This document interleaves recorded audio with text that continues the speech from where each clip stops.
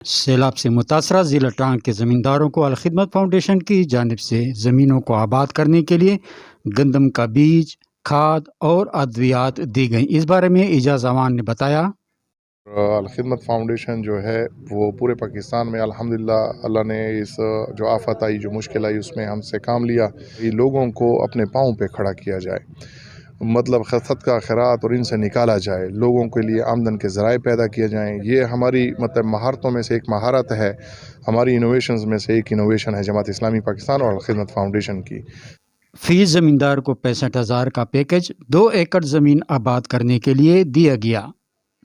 انتہائی مشکور ہوں اپنے میڈیا کے دوستوں کا اور خاص کر آدم خان صاحب کا کہ وہ یہاں پہ تشریف لایا، زمینداروں کو بیج، کھاد اور ادویات، اور اس کے ساتھ ساتھ جو سب سے بڑا یہاں پہ بات ہے میں سمجھتا ہوں کہ وہ انہوں نے پوٹاش کو دیا ہے، کیونکہ جب اس میں زمیندار بیج کو کاشت کرے گا، جو بیج ہر دانہ گندم کا جو ہے وہ بیج نہیں ہوتا، تو ابھی جب ادھر آپ یہ الخدمت فاؤنڈیشن کی طرف سے جو یہاں یہ بیج دیا جا رہا ہے، یہ ہر دانہ بیج کا دانہ ہے۔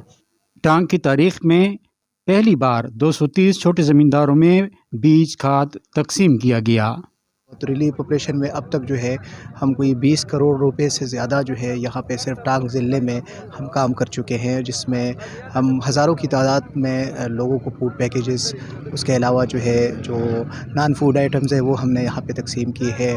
سیلاب سے متاثرہ زمینداروں کی فصلیں پھر لے لہائیں گی۔ کیمرہ ٹیم کے ساتھ آدم خان کنڈی، ٹانک۔